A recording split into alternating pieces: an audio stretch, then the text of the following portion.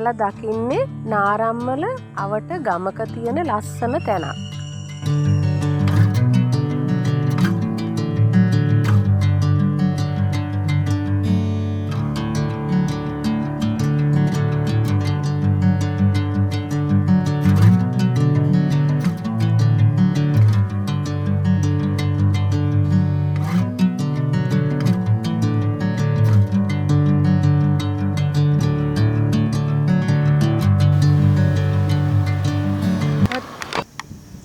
අපි අහම්බෙන් අද ගමනක් යද්දී ලස්සන පරිසරයක් හම්බ වුණා.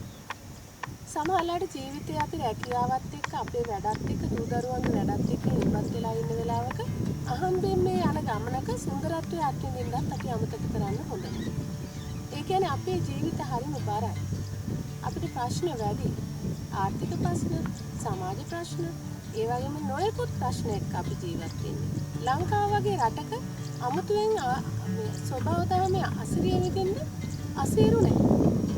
අපි මේ යන ගමනේ අහම්බෙන් හම්බුන තැනක තමයි අපි මේ සිරි නරඹන්නේ. මේ සුන්දරත්වයෙන් පිරුණු පරිසරයක් තියෙනවා. ඔබටත් අපි ආරාධනා කරනවා අපිට ජීවිතේ විඳින්න තියෙන අනුභවය. ජීවිතේ විවිධ අවස්ථාවල අපි ඉන්න ගමන් මේ ජීවිතේ විඳිනවා කියලා අපි අදහස් කරන්නේ සමහරවිට ඔබ මාකට් එකකට යනවා වෙන්න පුළුවන්.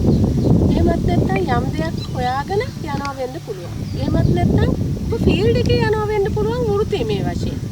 සමහරවිට ඒ ෆීල්ඩ් එකේ යන ගමනේ වුණත් අපේ ෆීල්ඩ් ඔෆිසර්ස්ලා ගොඩක් ඉන්නවා.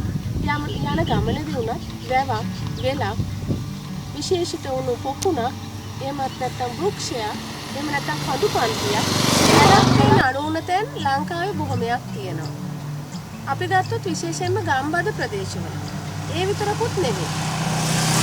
නගරබද ප්‍රදේශවල වුණත් සමහර තැන් තියෙනවා හරිම විශේෂයි.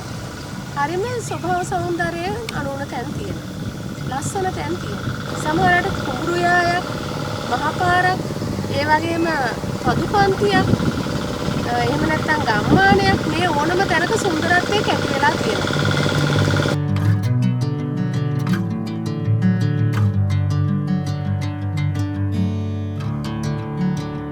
ප්‍රසිද්ධ කියමනක් තියෙනවා සුන්දරත්වයේ තියෙන දකින්නගේ ඇස් තුල කියලා.